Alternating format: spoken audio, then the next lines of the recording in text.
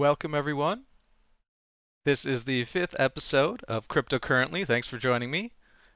We're here today with Chris Wood, the COO of Infinite Fleet and Pixelmatic.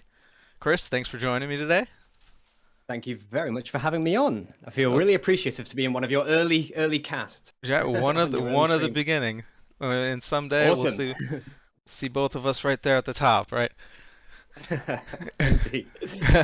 So yeah, let's just kind of give me a background of your role. Obviously, you're COO of Pixelmatic and Infinite Fleet, but how did you get involved and kind of your role and what you brought you to this project and the team and all that? Sure, sounds great. Yeah, well, I've been living in China for about the past 10 years. And so for the first sort of 5 years I was in China, I was working in training schools, English training schools, doing sort of franchise management, operations management, all this kind of stuff. Just business operations things like setting up their schools and programs and all that kind of thing. Okay. And then one day I was, funnily enough, I was in the gym and I met Sonny Alves Diaz, the CTO of Pixelmatic, and we just kind of, when you've got a couple of foreigners in China, you kind of gravitate to each other. So we just started chatting a bit, and obviously we both realized how much we love games and all this kind of thing. I had no idea that he was actually CTO of a game development company, Mm-hmm. and I was just so excited because I've been a massive gamer since I was about 4 years old or something, like just such Yeah. a huge geek for gaming. So I was just like, I've got to buy you a beer, dude. And then so we went off to the pub and had a bit of a chat, and he asked me if I wanted to come in as a part-time game designer to Pixelmatic. I didn't have any experience in game development at the time. This was 5, 6 years ago now. And so yeah, I started working at Pixelmatic on my Saturdays, just doing some work for at the time, which was just an idea that was Infinite Fleet, just like it wasn't really much, hadn't nothing had really been fleshed out at that time. We just had a bit of concept art and just mostly the ideas of Samson Mo, our CEO. So then at the time, Samson, he's actually like a Bitcoin luminary. Like he's a really big person in the space. I don't know if you know Samson Mo at all. He's really, really huge. He's been driving a lot of the adoption in El Salvador and in other nation states. He's Okay. one of the forerunners in the space. So at the time when I was kind of working on Infinite Fleet for him as a part-time game designer in this sort of little closet in the side of the office, um, he was also he was the COO also of BTC China, which at the time was one of the biggest cryptocurrency exchanges. Um, and so he was really busy. He was jumping in and out of the office. And although Infinite Fleet was his baby, he just kind of wanted a very small team, just kind of fleshing out some ideas on it at that Mm-hmm. time. Not really much development going on.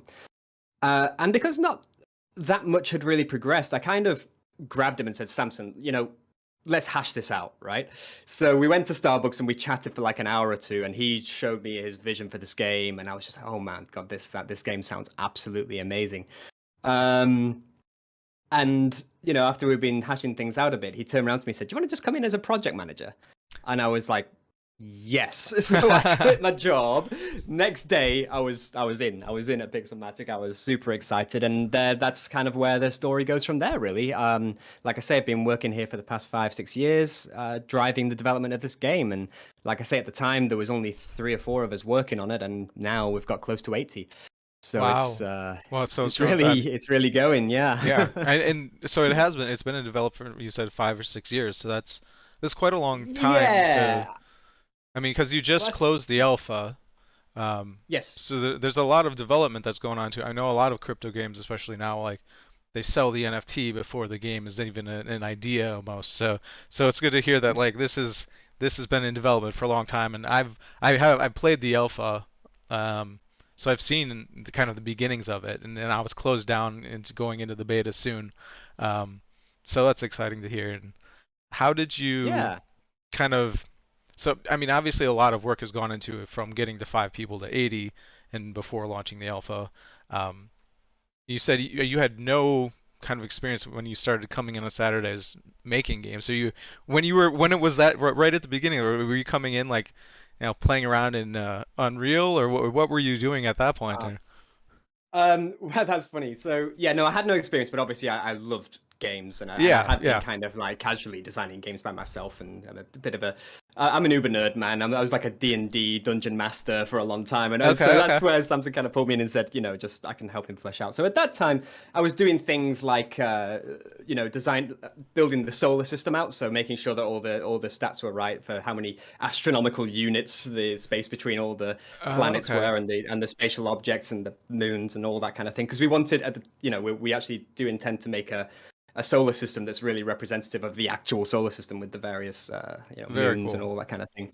And yeah, just early ideas. I was doing a lot of research of other space games, the advantages and disadvantages, the criticisms and all that kind of thing of those games, and taking what Samson's vision was, which is at its core, Samsung's vision for the game is a very, very social, community-based one. Which one of the main selling points of the game is something called the directed narrative. So we're really driving this, where basically the community of gamers, when they take part in these large events, these kind of raids, the result of that raid will bounce the story along, a branch A or branch B of a storyline.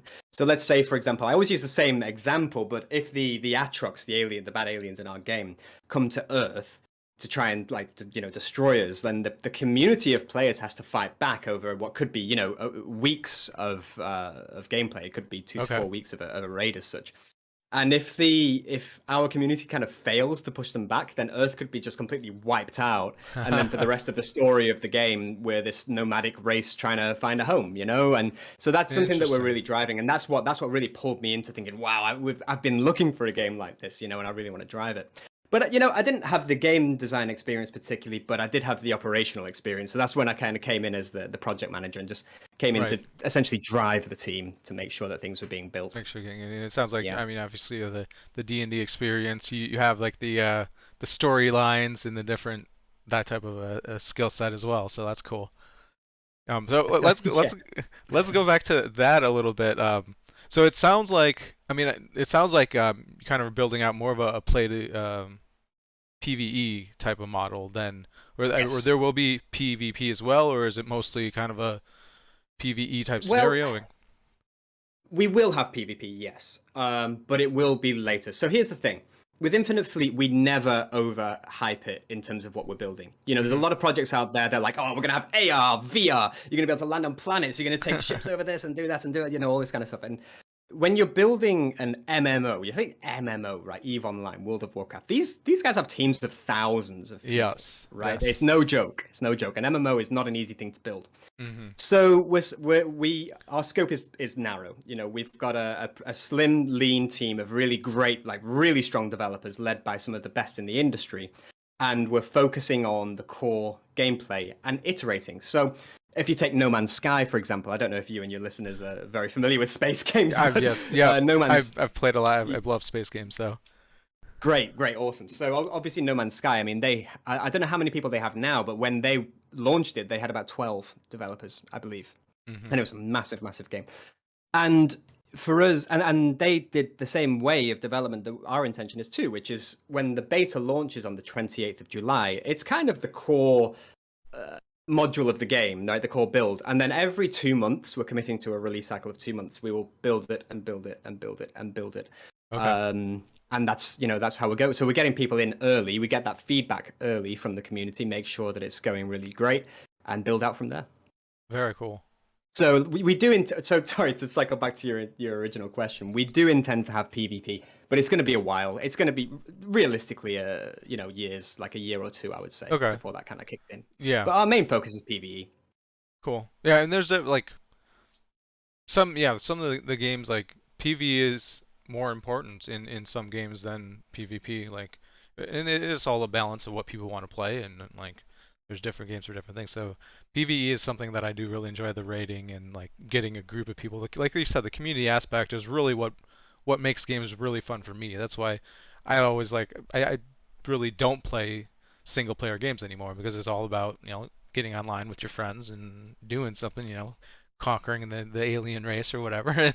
And Yeah, so yeah. that's the most important like fun part of online gaming for me, and I feel like a lot of people are kind of the same way. It's good that you're focusing on that because I do think that's what like carries a game, 5, 10, 20 years down the Yeah, road that people are still playing. It's because that community is there. It's because their friends are still there, and that's what they do on the weekend or whatever. It's not for sure. because I mean, the gameplay is good and fun, but it's because that community is there and they built up, and that's who they want to hang out with, and so that's a I think super important.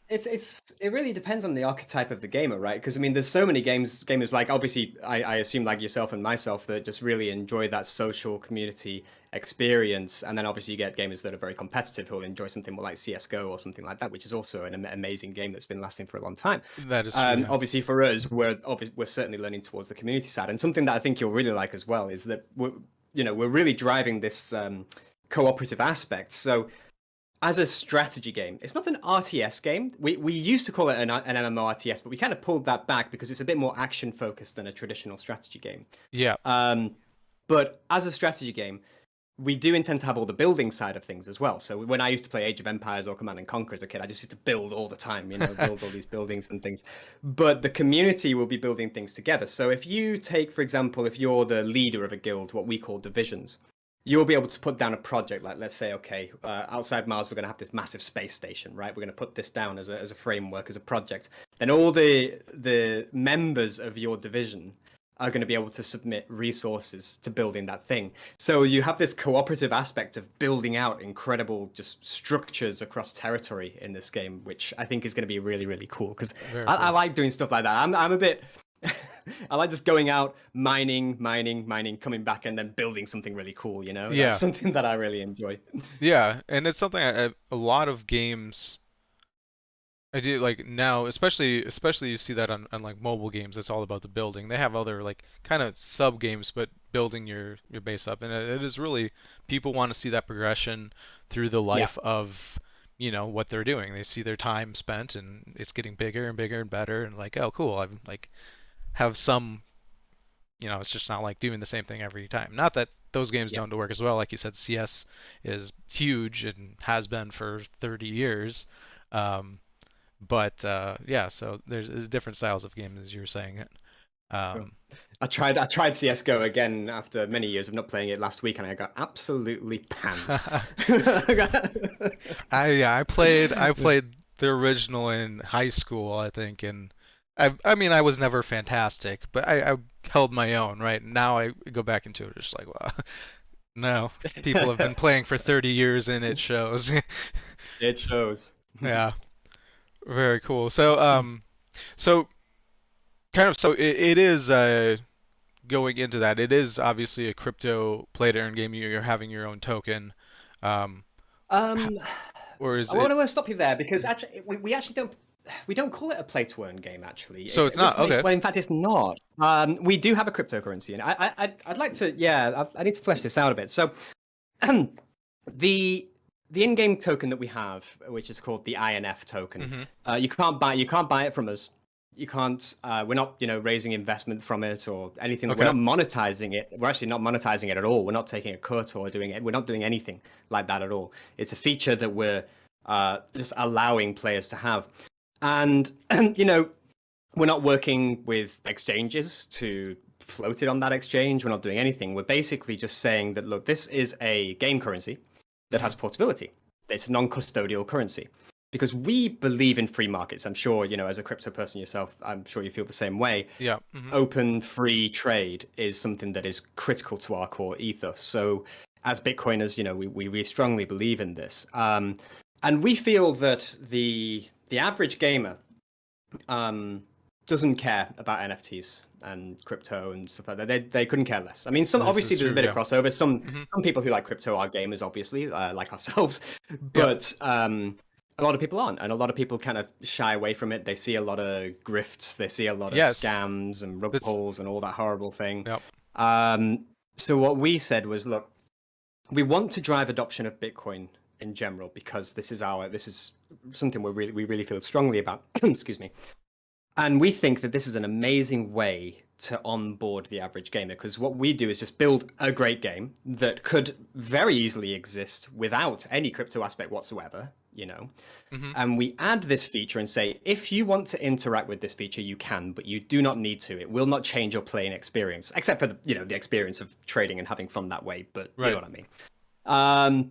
So then the user journey then becomes, well, a lot of people will just play the game and enjoy it, and some people will, interact with the INF token and mess around with that. Um, and so those people who are a bit more, Bitcoin or sort of crypto enthusiasts as such will then slowly pull the other guys along, when it Mm-hmm. comes to like the forums and things like this. But the important thing is that we don't put, all the blockchain stuff is under the hood for us. We have a really strong UX on this side. We don't believe at all, and this is what separates us from a lot of other blockchain games. We don't believe at all that a game needs to be decentralized. We don't believe in that whatsoever. Right. All the ships, all the assets, all the rendering of everything that the assets in our game are on a central server. It's just that the NFT is a pointer to that server, right? Pointer to that database. So we liken it to it's like the keys to a car, right? The NFT is like the keys to your car. You can trade those keys to whoever you want on whatever external platform or the platform that we have over Telegram, whatever it might be. You can trade those keys, and then you've got the power to access that ship. So the game is totally centralized, and this way allows us to make the UX fantastic Yeah. because their wallet is just in their platform, in their game launcher. So they download the game directly from infinitefleet.com. They they register, account name and all that kind of thing. They do have to write down their 12 word seed phrase. They do have, and Mm-hmm. we're very sort of like, make sure you don't lose this, Yeah. this Yeah. kind of thing.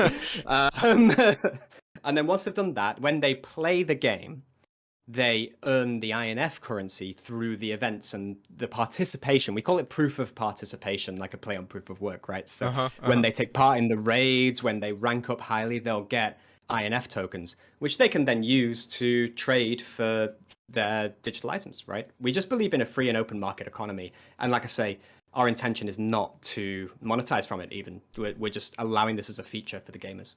Very cool. And I think that yeah, it's an interesting split right now because there are it seems like you obviously you have the crypto people. Um, some of them don't play games at all. They're purely interested in maybe investing in the token because it's a crypto and might has possibilities. And then maybe some of them play games. There is some crossover there, like Yeah. myself and you. But and then you have the gamer section, which is by far way bigger at this point. Um, the gamers that seem to be at this point very against crypto, against Yeah. NFTs, um, which is really strange to me in a way. I mean, obviously, if you see the kind of just the headlines right now, there's a lot of scam, crypto, like rugs, That's all what these it is. different things. So if that's what they're seeing. I kind of understand like why would I want to do this, get involved in any of that? I just want to play my games, right? Um, but it does the crossover. I think it will happen naturally, especially with games like this where you don't have to take part in any of that. You're just building a great game. I think that's the most important part. And a lot of the games thus far in the crypto space have kind of lacked that. It's been crypto first, and then it's kind of a game afterward. Like you click a button, you mine some coin, right? And that's the Yeah. game. And so it's not a game you would actually play if you had no interest in crypto at all. It's like, why am I pressing this button every 5 minutes for my entire life? Um, but yeah, I Yeah. think it's very important, and I think more and more games, especially like you're saying yours, and in the future, more games are aiming towards that, where this is a game first and has to be a game first, and we're just incorporating the Web3 NFTs, crypto tokens into it because it does. I mean, it's almost seamless, right? Because you already have the game databases behind it. Already, the games 20 years ago could already be considered their own metaverse, right? Like, Absolutely, yeah, yeah. I always that's say the same thing on that. I think there's so much excuse the French, but there's so much bullshit around metaverses and things like that. So much just marketing hype. I think yeah, so. You talk about why gamers are put off. Obviously, I mean, I'm just one. I can't empirically say, of course, but I feel it's obviously marketing buzzwords mm-hmm, and grifts. Okay, so they obviously see a lot of there's a few things. Firstly, they see a lot of projects that have failed or are scams or just look awful, right? I mean, they just look yeah, so bad. that is, And yeah, then you get the whole communities around them who, if they're not bots, are super enthusiastic and which is great, which is fine. There's nothing wrong with being enthusiastic, but a lot of people on the outside will go, "These people are complete morons. What's going on here?" But because the gamers are always thinking, well, what is it that blockchain brings? What am I getting that I couldn't have had otherwise, right? So, and that's quite a nuanced answer sometimes. It's not a one-liner. You can say, "Oh, well, free and open markets," and they say, "Well, yeah, but I was able to trade on, World of Warcraft's marketplace. I can use DMarket. I can use this or that. Second Life did it. Why is this new?"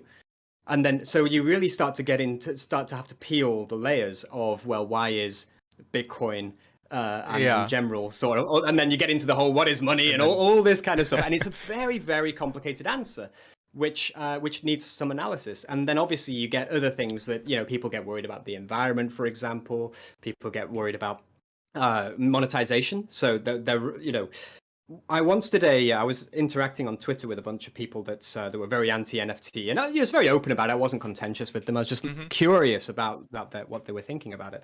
And when we really drilled down to it after a whole lot of conversation, it's monetization that they don't like. They don't like new forms of monetization. Like when the Oblivion Horse Armor came out, the first real sort of downloadable content and in-app purchasing stuff, everyone was so... I mean, they just never thought it would take off, right? Yeah. And free to play is everywhere now. I mean, some people hate it, some people love it. I quite like free to play because at the end of the day, you can play it for free. If you want to pay something, fine. You don't have to. I don't pay much for free to play at all. But it's still enjoy the interesting. games. Yeah, it's very interesting, free to play especially, because for free to play games, I rarely ever put money into them. But I know plenty of people will put in thousands of dollars to get there faster, it's their choice. or like It's their choice. So that's kind of the real disconnect to me, is like those people that are putting in thousands, like, okay, wouldn't you like to be able to, like, when you're done with this game, to like be able to cash it out and go somewhere else? And so that's where the disconnect is to me, because like you're already putting in all this money. Why the pushback to like have ownership of this?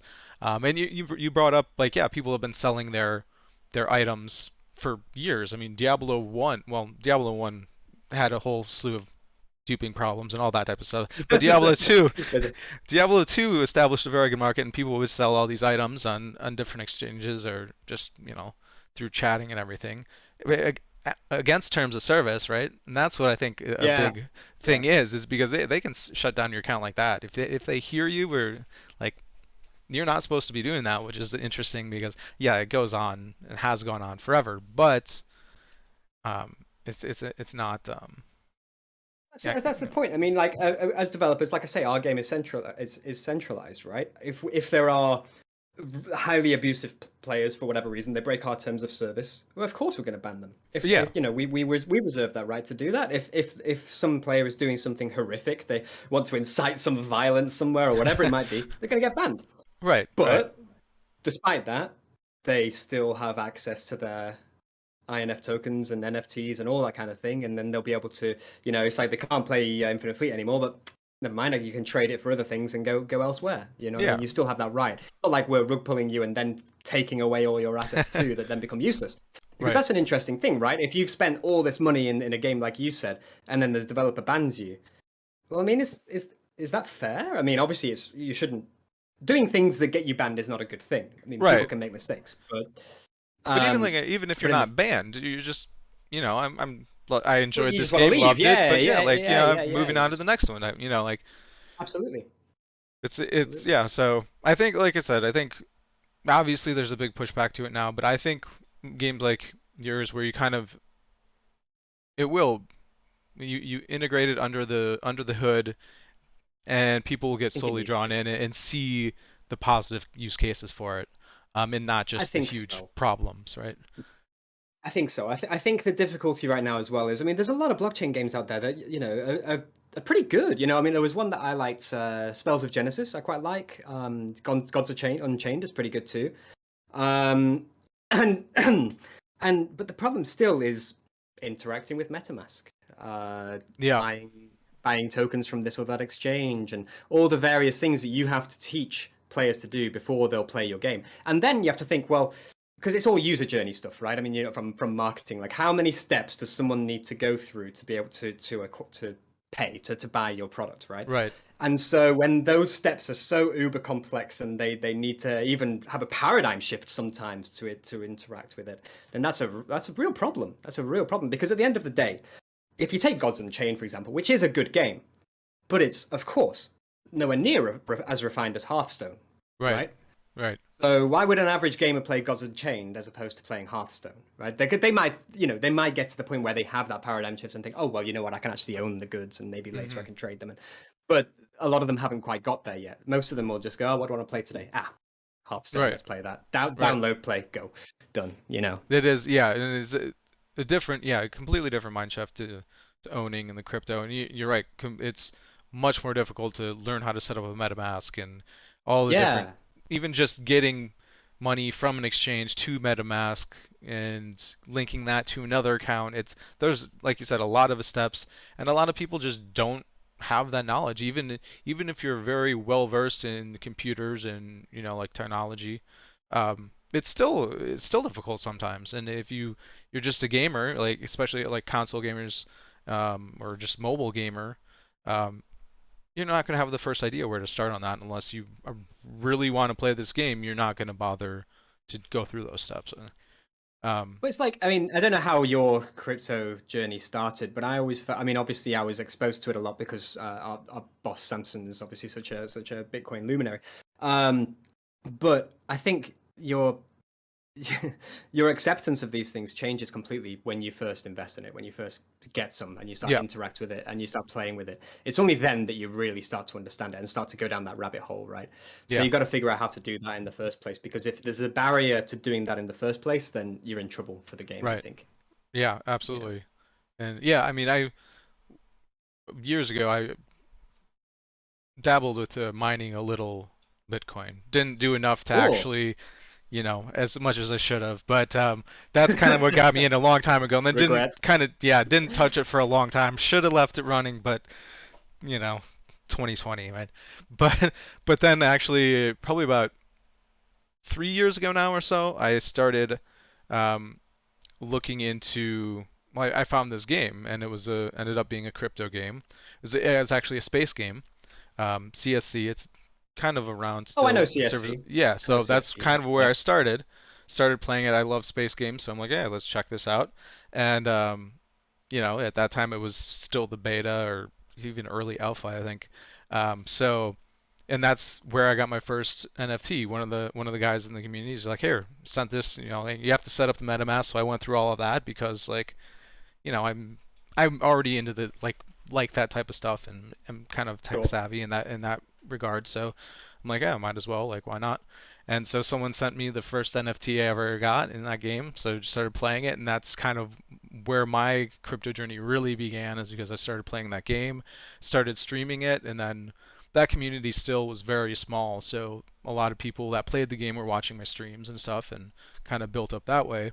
Um, and yeah, so that's when I got my first NFT, and then like, all right, I need a better ship if I'm gonna actually play this, right? So that's when I bought my first Hooks 2 you ETH. in. Yep, it was. That's it. That's how you got to do, right? Yeah. So I bought 2 ETH. I think at the time it was like $200 a piece, and No, you that's know, yeah, it quite a went pricey up and ship. it went down. Yeah, it was the ship I believe was about 150 at the time. I'm like, well, Wow. and that was actually a huge shift for me too, because I don't put a lot of money into games, like especially I'll pay $50, $60 for a game and Sure. play it, but Yeah. I'm not I even like WoW and things like that. I don't like paying monthly $15 a month. I just don't like doing that for whatever reason, even if I spend the time. But that's kind of where the big shift was with crypto games, is like, okay, like I can still sell this, so I don't feel as bad about putting the money into it, because I know Mm.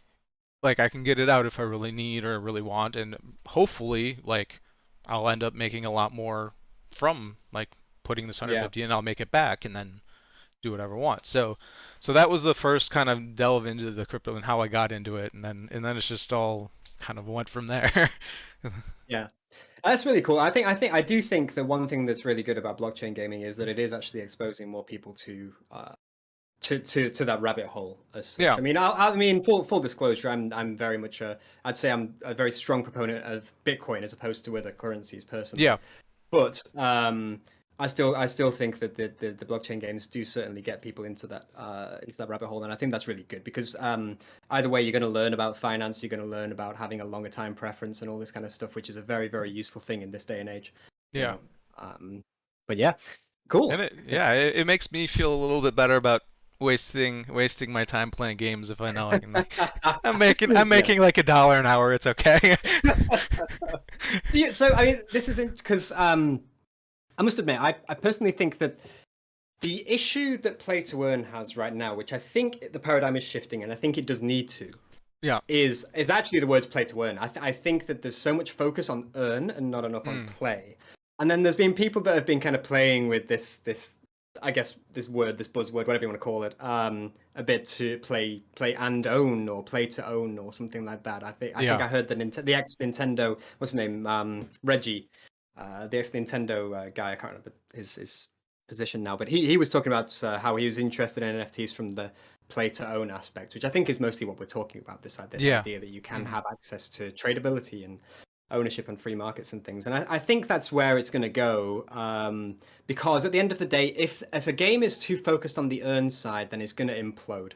Yeah. Axie, right? They're winding it right back now. They're saying, "Oh, we never said you could make money out of this thing," Right. Right. Right. right? Which of course is absolutely what everyone was doing on that game. And I think they're trying to turn it around and build more gameplay to the game, right? And trying to turn that around. And I think that any play to earn game has got a ticking time bomb on it if it's only focused on the investment. Because at the end of Right. the day, if the only reason that people are playing it, if the only reason is to earn, it's essentially Ponzi, right? Because you're going to be Right. selling to someone who's going to get more. It has to be a game that that has an intrinsic value that people want to play, right? And Yes. then they see value in the game itself, not value like Pokemon cards essentially, right? They see value because they want that shiny Charizard. That's a Right. rare thing that's really really cool that they want, and that has lasting value.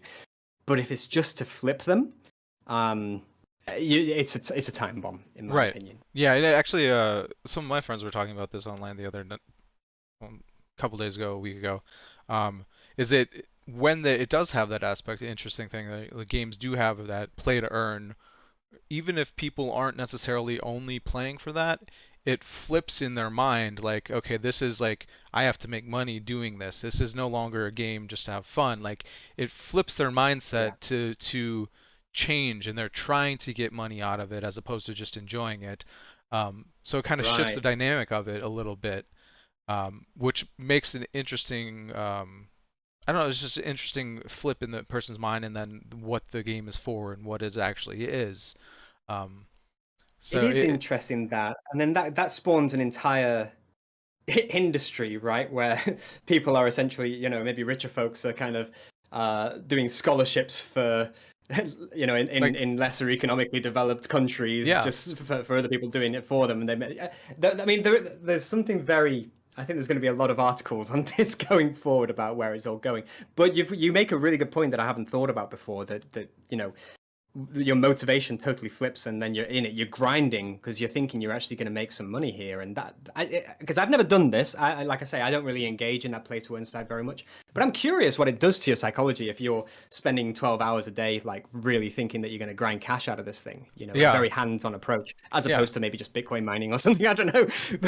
Like, right, right. if you've got cheap And electricity, but you know what I mean. it is an interesting thing, and I feel like people, because there was that like set of people that did this before crypto even came along, and like Diablo 2, there were people that just Sure, ran for hours, just getting these items to sell, and like that's what they did. But sure. obviously, they had a much different mindset than just the casual gamer that went in and just wanted to kill demons and all that type of stuff, like, um, and so. Yeah, it is a different mind shift, and pulling everyone into like just the play to earn game, I don't think is a great like end goal for games. It's like you said before, you want the game to be fun just to play, just to like for the enjoyment of it, because that's really what games are supposed to be. They're supposed to be enjoyable, like Yeah, cast off of work, like just come sit down, hang out with your friends and blow some things up or something.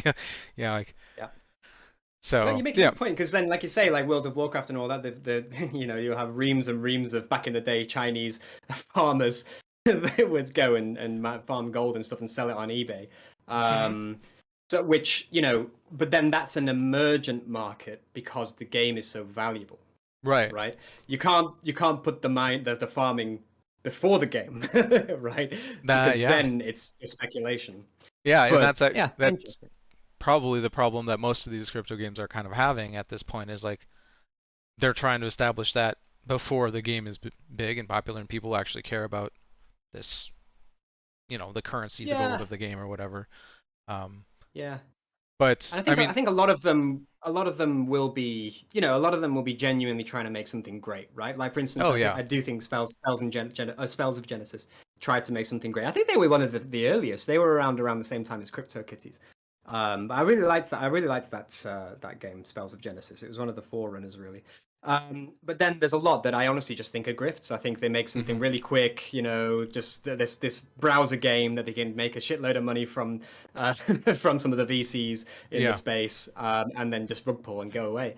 for But sure. they're gonna get shaken out. They're gonna get shaken out. You know. Yeah, I mean it's the You know. same. It's interesting that it does happen because obviously games are much more difficult to create than an NFT rug pull, right? You do have to spend even a simple game, you have to spend a lot more time developing than 10,000 PFP collection, right? That you can just Yeah, just pictures. Just get pictures up, and you make a right, shitload of right. money. I So mean, it's I feel like people are trying to create these cool games, but like yeah, some of them, you know, and I don't feel like I mean obviously you have the complete rug pulls, but I think a lot more of the game projects just either they didn't anticipate how things were going to be played or how the markets were going to shake out or how the tokens would affect things and just um, there's with crypto game especially if you're going pure play to earn like there's so much to think about economics like and that has never really been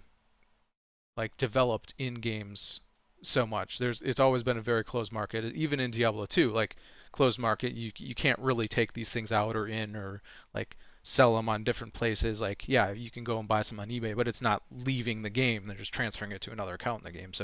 right. Um, so Yeah, yeah, it's it's very early days for this kind of thing. I mean, I'll be honest. I'll put my hands up and say that even Infinite Fleet with our INF token, it's an experiment, man. yeah, It's a real experiment, man. I mean, like I say, for us, we're not driving the message that this token is going to have any value. We don't. We really want to be honest about that to people. It's like, do not speculate on this thing. yeah, Don't do it because God knows where it's going to go. That price is going to go all over the place. If it finds a value, that price is going to go all over the place. And just don't buy a crap load of it in the right. hope that you're going to make a bunch of money. We just say play the game Play the because game. you get the token anyway by playing the game. But I think one thing as well is like just going back to, you know, you were talking about how these, how these games have been thinking about these economies and stuff, and this is where, like I say, Infinite Fleet has been in production for a while. I mean, this is we were one of, to be honest, we were one of the earliest ones that had this idea. Which just it takes a long time to build a game. Yeah. Um, but because Samson, he's an ex-game developer, so he used to be Ubisoft. He used to be Relic. He Okay. worked on Company of Heroes, right, which is like the highest strategy game, Yeah. sorry, highest rated strategy game on Metacritic. Very cool. Warhammer. Yeah, he's worked on a whole bunch of these. He actually worked on. It's really funny. It was massively successful. The Smurfs and Co. The Facebook game. It was like Oh, this okay, okay. massive. Honestly, it was huge Ubisoft game. When he kind of was in their Chengdu office, so he was doing a lot in China. And then he obviously moved over to the Bitcoin space. So there's that kind of real meeting there. I mean, Samson really understands game economies, like really, really well. He's been a gamer. I mean, he was a competitive gamer, StarCraft and all that kind of thing. Oh wow, that's very Um, cool. yeah, and also, I mean, our chief creative as well, Jason, who's kind of an old friend of Samson's from way back. Jason, up until recently, was the lead gameplay designer on Age of Empires 4 at Relic.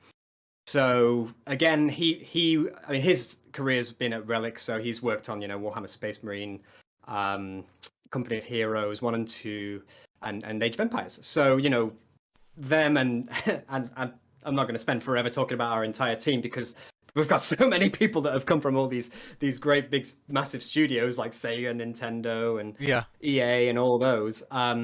We're classic game developers. We have, in terms of like our NFT team or crypto team, Uh-huh. there's not many. Our developers obviously are very aligned with that, and we do believe in Bitcoin, but we're game developers. Yeah. We're primarily game developers, and that's what we're doing here. Yeah. So That's very cool. I think that's yeah, very important, especially like bringing people into the space. It does have to be about the game first. Like that's what people come for games, and you need to give them a game. If we can give a little bit of crypto knowledge with it, awesome. But the game has to be there first. Otherwise, yeah. it's just gonna crash and burn, and no one's gonna want to play because it's not gonna be that fun. What's your opinion on the AAA studios getting in the space? Well, it's interesting, right? Because they do have. I don't know if they're so. I don't know. They kind of seem very resistant to it. Some are kind of trying to get in a little bit. I think mostly they're hesitant, and not only because a lot of the gamers are hesitant, but they're gonna really they could stand to lose a lot of money if they delve in head first. Because right now they are making 100% of those microtransactions, right? Everything people pour into the games is going directly into their coffer, right? And so if they have to split all these NFTs, they're now only getting 10%, 15% of these sales. Um, But they still so get I, resale value though. So if they sell one skin, then essentially it gets sold again it, and again and it again gets if they do again and limited again. runs. Yeah, so But I they, I think it'll take a shift in their mindset too to really understand that. But it's yeah, it's weird right now because like why would they change first off? Like because they're already like we're getting all this money, right? Why are we gonna let people trade these when we can just sell it again to this person for the same price and just keep this pouring in, right? Um, but I think once it's proven, I think it'll take some of the smaller studios and the games, and then the market will ultimately dictate it because like if gamers realize, hey, I can play this game, pour money into it, and get some of the money out. Maybe not 100%, but just if I pour in $100 and I get out $60 after I'm done with it, like, hey, only cost me 40, and I had a great time playing for hours. Um, sure, so sure. it's like eventually I think gamers will see this as a positive thing, and then maybe the bigger studios will be more inclined to do that. I think right now it doesn't.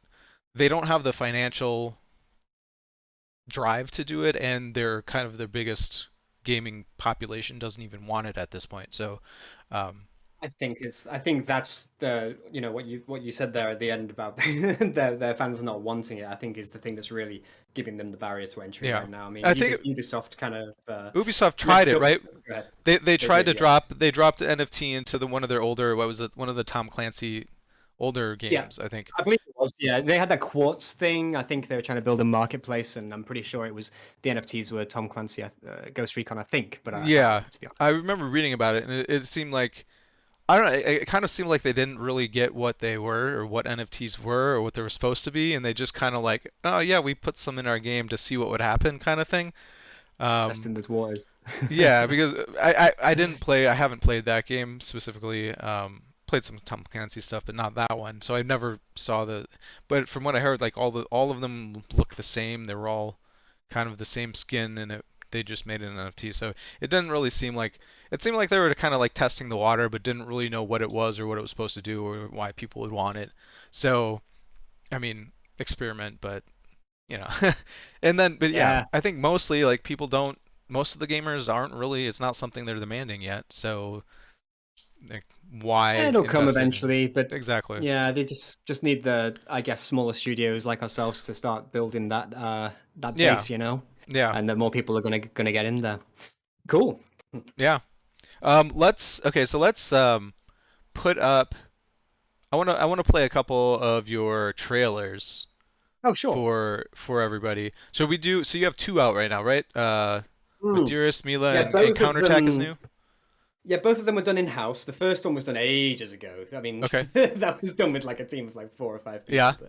But Should I play yeah. both of them? Should I just play the Sure, why new? not? Absolutely. Okay. Yeah, feel free. Yeah, feel All free. right. So I can't this see is it. But Dearest Mila. So this was the first one. You said it was space. Okay, looks like yeah, posted in 2018, August 2018. So yeah, right. It sounds like yeah, a year or two after you started, maybe with the idea. All right, so let me flip over to this, and we'll get this going for everybody.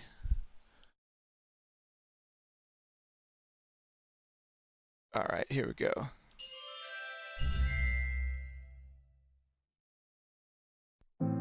Dearest Mila, the war's been so hard on all of us. We've all sacrificed so much, yet gained so little. But I have a renewed feeling of hope for the future. I've been given command of a ship, as have others from the Academy. They say our abilities can make a difference in the war. It's not easy, but I'll fight on. For your sake, I still remember your song. It gives me strength. This is Commander Chase. All ships launch fighters and engage the Atrox.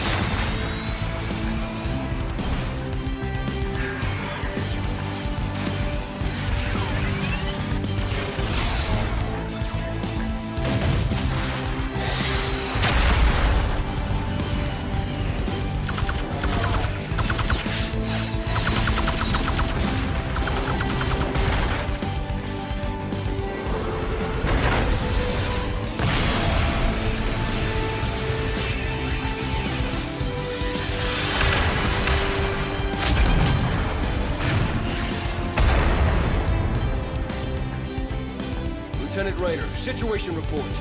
Enemy flagship destroyed. It looks like our new ships are stronger than we thought. Good.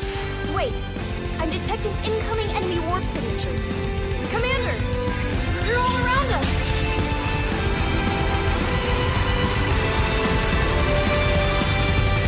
Oh, there's one of those raids you're talking about. Cool. All right, so that was the first one, and you just released this last one a short time This ago, one was right? still a little, yeah. I think it's about a year and a half, March. 2 years ago now. Hello there, But Chris there Wood is here, a Pixelmatic, and I thought- Bitcoin Easter egg in there, so see if you can spot it. You've got Bitcoin sun on Easter there, egg, you right? said? Yeah, Sorry, there's a bit of a Bitcoin Easter egg in there. Interesting. So see if you can Okay, spot it. I'll try to If you've find got it. some. All right. All right, here we go. So this one is Infinite Fleet counterattack trailer. If you go to their website, you can see this. It's a watch trailer right on that. It's just infinitefleet.com, and we'll load this up. And we gotta watch for the Bitcoin Easter egg here. Give you a hint. You can listen for it. Oh, okay. I'm detecting incoming enemy warp signatures. Commander, they're all around us.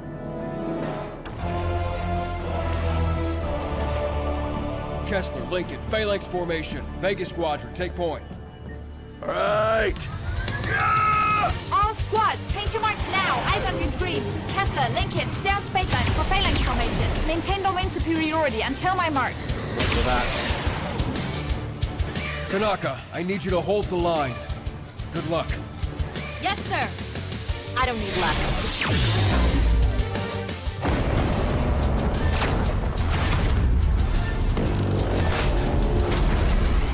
Orion, Lüdinghausen, and Kessler are down. I repeat, down. Fleet has sustained heavy damage. Combat operational ships report in. Herc, how you holding up? Tanaka, there's over 9,000! Commander, Atrox fighters incoming on your position. Bearing 220, Mark 35.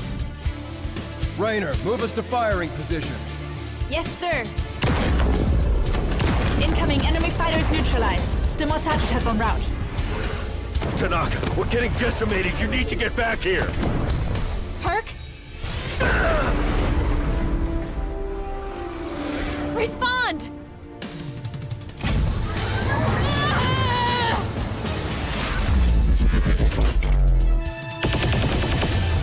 Missiles!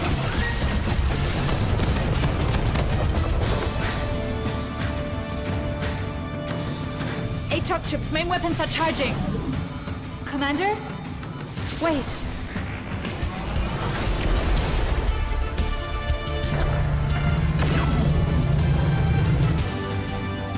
Commander Chase, the cavalry is here.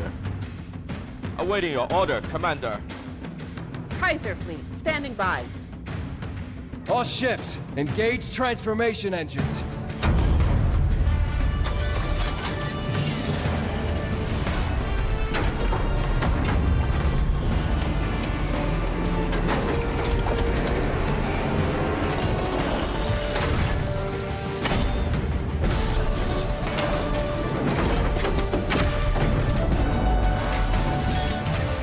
Return fire!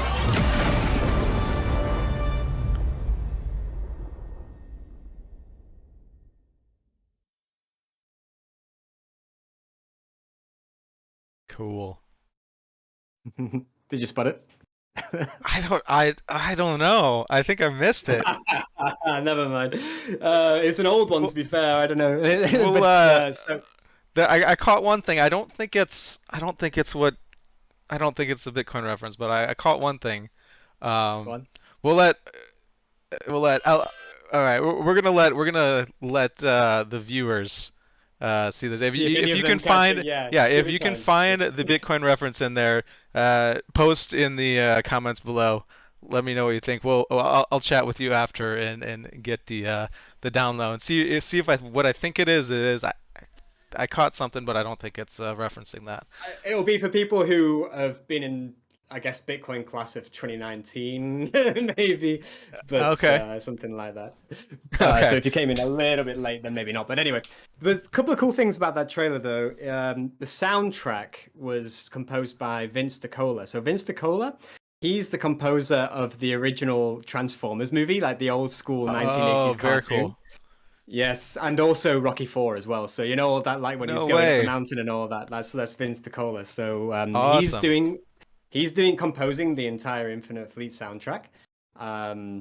We've got some other cool sort of 80s Very bands cool. taking part as well, because we love like old school 80s kind of anime mecha stuff. So we want to really punch that feel of the 80s style. I Kind could definitely like feel see the anime like inspirations, and especially in the first one is very the second one you had more 3D type, but still the anime type of style, and then the mech obviously transformations. I haven't seen. I don't know. Like I know that idea was there and it's going to. I don't know in the game when I was playing. I haven't seen the transformations yet. Is that something Not that's yet. built in already, It's or is it coming. still coming? It's Okay. coming. It's not the highest on our list of priorities. There are other systems we want to get in place first. Yeah. But it is something it's definitely in the pipe. It's in our roadmap for sure. Yeah. So the trailer, this was done in house, so it was all done by our developers. We didn't outsource it to other studios. I mean, you have that option, don't you, to kind of get like a really nice CGI rendered kind of thing that looks really, really pretty, and just kind of spend some money and let someone else do it. But we thought, we were going to do it with our assets, with the VFX that we've built and all that kind of thing, to reflect what we hope will be, pretty similar. I mean, it was all rendered in Unity, right? So that's kind of what we're aiming for in terms of quality of what the game's going to look like. Is the whole game is built in Unity? Is that the engine you're using? Yeah. Okay. Very cool. Unity 3D, absolutely, yeah. Because Unity, I mean, obviously there's Unreal and all that, but Unity, as far as, I mean, I'm not an engineer, but the CTO Sonny, he prefers Unity. There's more engineers that are familiar with the tooling and whatnot. Works for them. So we're pretty happy to use Unity, really. Yeah. Cool. And they're really helpful as well. Unity, they help us out a lot, and give us a lot of support. So yeah, that's good to have the good working relationship there. So I have to ask you guys did this in house. So is all those voices you hear, are those like devs, like with their little no, I was no? I wanted to see if any of your community got the Bitcoin reference before I tell you who the voice actors are. Oh, but, okay. Did anyone get it? I don't know if maybe. I don't have it up, unfortunately. Yeah. So I can't. Okay. Stream up.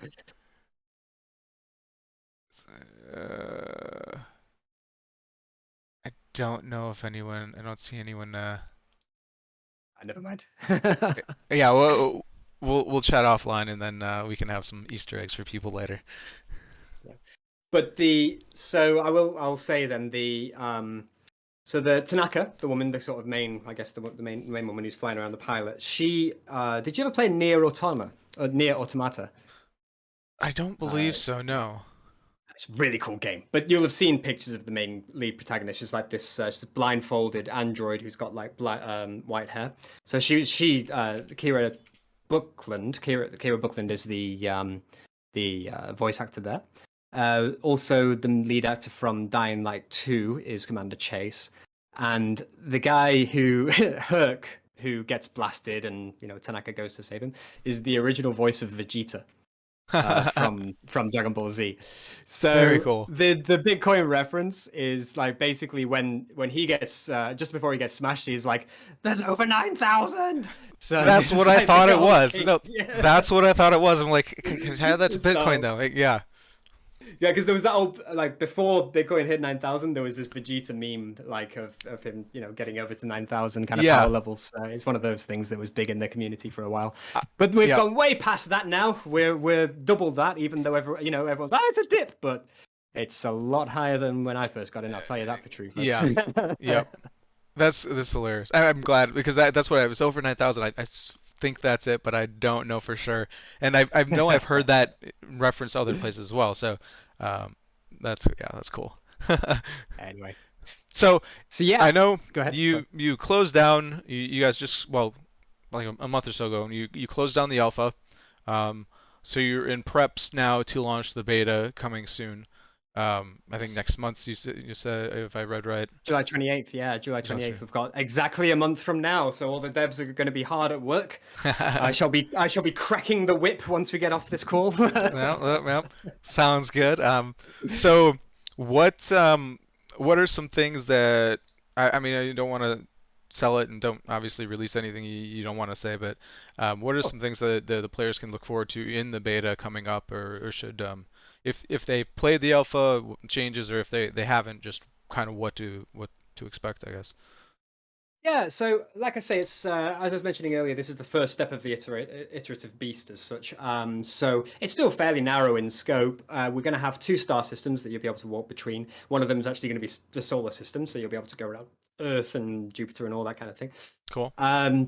We have proper mission systems now. So in the alpha, it was mostly just a case of you go to what we call a POI, a place of interest, and there was just some Atrox that warped in and you killed them. But now our designers are actually able to build out some missions and some levels and stuff. So cool. it'll start off fairly rudimentary, but then we'll be adding more and more complex stuff as we go.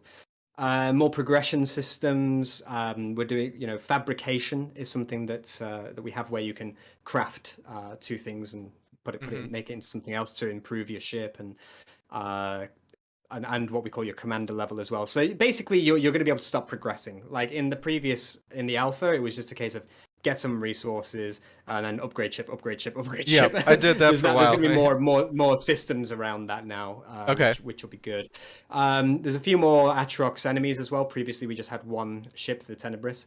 The AI is still going to be fairly rudimentary at the moment. It's mostly going to be a duck hunt, but like I say, as we iterate, we're going to be improving on that so that we really get the strategy in. But like I say, I don't want to oversell. Like the sort of heavy strategic elements won't be in the game yet in the beta. There's a lot more to build into that before that starts happening.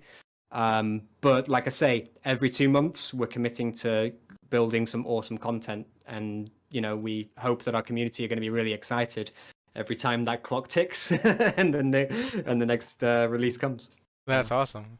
So I know in the alpha, in order to get into the alpha, you had to buy at least it was a Centurion class ship, I believe. Is it going to be the same for the beta? Or in the early days, yes. So in the first release, that's correct. But then we are going to be slowly rolling out the free to play and stress testing the servers and see how far we can go.